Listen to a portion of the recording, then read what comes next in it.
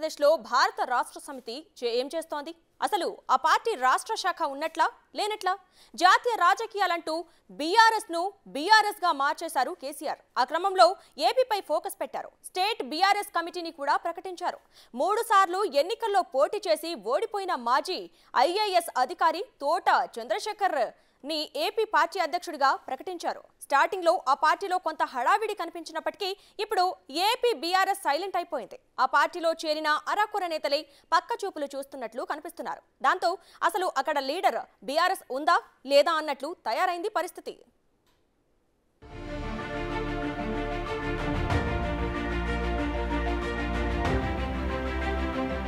జాతీయ రాజకీయాల్లో చక్రం తిప్పాలన్న లక్ష్యంతో గులాబీ పార్టీ పేరుని బీఆర్ఎస్ గా మార్చి అప్పట్లో కర్ణాటక, మహారాష్ట్ర, ఆంధ్రప్రదేశ్ వంటి రాష్ట్రాలపై ఫోకస్ పెట్టారు కేసీఆర్. అందులో భాగంగా ఏపీకి బీఆర్ఎస్ కమిటీని కూడా ప్రకటించారు. మహారాష్ట్ర కేడర్కు చెందిన మాజీ ఐఏఎస్ అధికారి తోట చంద్రశేఖర్ ని బీఆర్ఎస్ రాష్ట్ర అధ్యక్షుడిగా ప్రకటించారు. గుంటూరు వాసి అయిన చంద్రశేఖర్ తన 21 ఏళ్ల ఐఏఎస్ కెరీర్ ను వదులుకుని పొలిటికల్ ఎంట్రీ ఇచ్చారు. ప్రజారాజ్యం పార్టీ ద్వారా క్రియాశీల రాజకీయాల్లోకి అడుగుపెట్టి 2009 ఎన్నికల్లో గుంటూరు ఎంపీగా పోటీ చేసిన తోట చంద్రశేఖర్ ఓడిపోయారు. తర్వాత 2014లో వైసీపీ నుంచి ఏలూరు ఎంపీగా పోటీ చేసిన గెలుపు గుర్రం ఎక్కలేకపోయారు. దాంతో గత ఎన్నికల నాటికి జనసేన కండువా కప్పుకుని గుంటూరు వెస్ట్ నుంచి ఎమ్మెల్యేగా పోటీ చేసిన లక్ దక్కలేదు.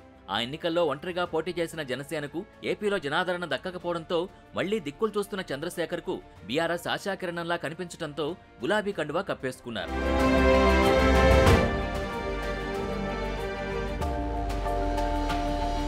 బీఆర్ఎస్ లో తోట చేరిక సందర్భంగా పెద్ద ఎత్తున బీఆర్ఎస్ హోర్డింగ్లతో హడావుడి చేశారు. దాంతో పాటు ఇంకొందరు నేతల చేరిక కోసం హైదరాబాద్ నుంచి వాహనాలు పంపి మరీ రప్పించుకున్నారు. దారి పొడవునా బీఆర్ఎస్ లోకి స్వాగతం అంటూ హోర్డింగ్లు, ఫ్లెక్సీలు ఏర్పాటు చేశారు.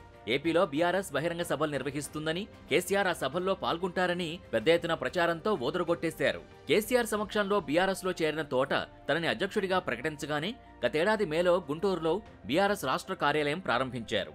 ఈసారి ఎన్నికల్లో తమ సత్తా చూపిస్తామని ఘనంగా ప్రకటించారు. అయితే ప్రస్తుతం ఏపీలో కారు పార్టీ షెడ్డుకు చేరే పరిస్థితి కనిపిస్తోంది. తెలంగాణలో బీఆర్ఎస్ ఓటమితో గులాబీ నేతల జాతీయ అజెండాకి బ్రేకులు పడ్డట్టు కనిపిస్తున్నాయి. వలసల ఎఫెక్ట్తో సొంత రాష్ట్రంలో ఇల్లు చక్కదిద్దుకునే పనిలో పడ్డారు బీఆర్ఎస్ ముఖ్యులు. ఇంట గెలవలేని పార్టీ రచ్చకెక్కి మాత్రం ఏం చేయగలుగుతుందిలే అని ఫిక్స్ అయినట్టు కనిపిస్తున్న ఏపీ బీఆర్ఎస్ లో ఉన్న 1 నేతలు పక్కచూపులు చూస్తున్నారట. తెలంగాణ సీఎం రేవంత్ రెడ్డి ఇచ్చిన షాక్ నుంచి ఇంకా కోలుకోలేకపోతున్న బీఆర్ఎస్ ముఖ్యులు ఆంధ్రప్రదేశ్ రాజకీయాల్లో వేలుపెట్టే పరిస్థితి కనిపించకపోవడంతో రాష్ట్రంలో ఆ పార్టీకి నేతలే కాదు, కనీసం జెండా పట్టుకునే కార్యకర్తలు కూడా కనిపించకుండా పోతున్నారు.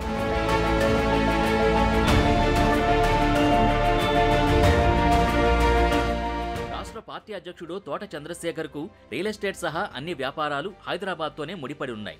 బీఆర్ఎస్ ముచ్చటగా 3వసారి అధికారంలోకి వస్తుందన్న ఉద్దేశంతో తన ఆస్తులకి ఢోకా లేకుండా చేసుకోవడానికే ఆయన బీఆర్ఎస్ తీర్థం పుచ్చుకున్నారని అప్పట్లో టాక్ వినిపించింది. ఇప్పుడు తెలంగాణలోనే బీఆర్ఎస్ పరాజయం పాల్కావడంతో ఆయన కారు దిగడం ఖాయమంటున్నారు. ఇప్పటికే ఆయన జనసేనతో టచ్ లోకి వెళ్లారట. టీడీపీ జనసేనల పొత్తు ఖాయమవడంతో ఈసారి ఎక్కడైనా సీట్ దక్కించుకుని గెలవాలని ఆశపడుతున్నారట. ఇక తోట చంద్రశేఖర్ తో పాటు ఏపీ నుంచి బీఆర్ఎస్ లో జాయిన్ అయిన మరో నేత మాజీ మంత్రి రావెల కిషోర్ బాబు. ఆయన హైదరాబాద్ వెళ్లి గులాబీ కండువా కప్పుకున్న తర్వాత 1-2 రోజులు కాస్తంత హడావుడి చేశారు. ఆ తర్వాత ఆయన ఆ పార్టీ వైపు కన్నెత్తి చూడడం కాదు కదా, అసలు కనిపించడమే మానేశారు. ప్రస్తుతం ఆయన కూడా వైసీపీ తలుపులు తడుతున్నారన్న టాక్ వినిపిస్తోంది. ఇక ఏపీ బీఆర్ఎస్ లో వారిద్దరూ తప్ప చెప్పుకోదగ్గ నేతలెవరూ లేరు. వాళ్లు కూడా తమ దారి తాము చూసుకుంటే నడిపేవారు లేక గులాబీ కారు షెడ్డుకు చేరడం ఖాయంగా కనిపిస్తోంది.